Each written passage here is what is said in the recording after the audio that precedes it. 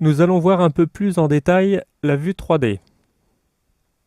Donc je le rappelle, la vue 3D commence du coin ici supérieur gauche et finit dans le coin inférieur droit ici avec la barre des menus comprise. Alors on va s'intéresser justement à cette barre de menu pour commencer. Dans le menu View, on va retrouver les actions de vue. Dans le menu Select, on va retrouver les actions de sélection.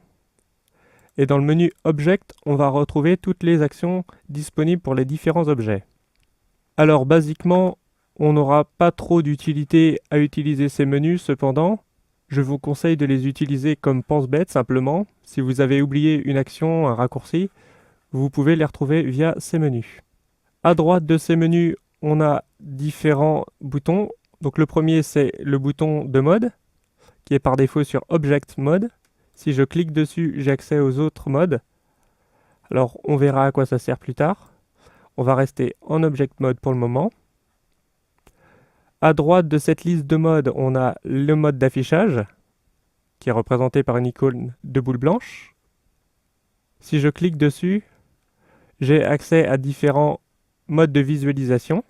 Le mode par défaut est solide, c'est-à-dire que les faces sont remplies à l'affichage.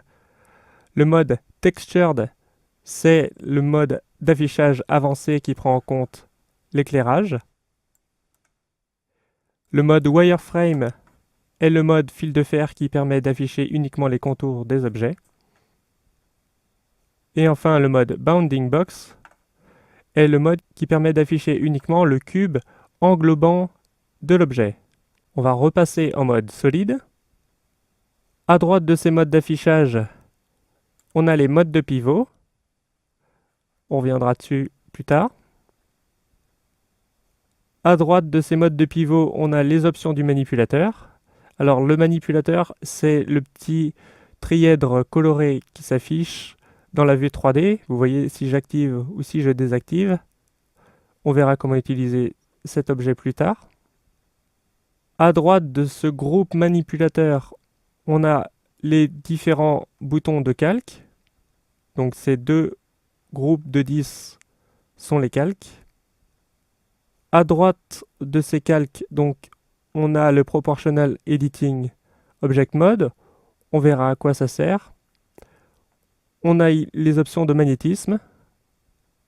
Et on a les rendus OpenGL pour respectivement l'image et l'animation.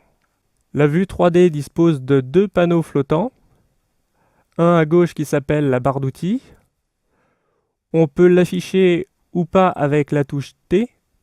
Donc là, elle est affichée par défaut, mais si j'active la touche T, toujours, souvenez-vous, avec le curseur dans la zone de la vue 3D, eh bien, je fais disparaître la barre d'outils. Si je refais T, je la réaffiche. On a un panneau des propriétés flottant également. Si j'enfonce la touche N, je fais apparaître le panneau flottant des propriétés. Et encore une fois, pour la faire disparaître, je réappuie sur N.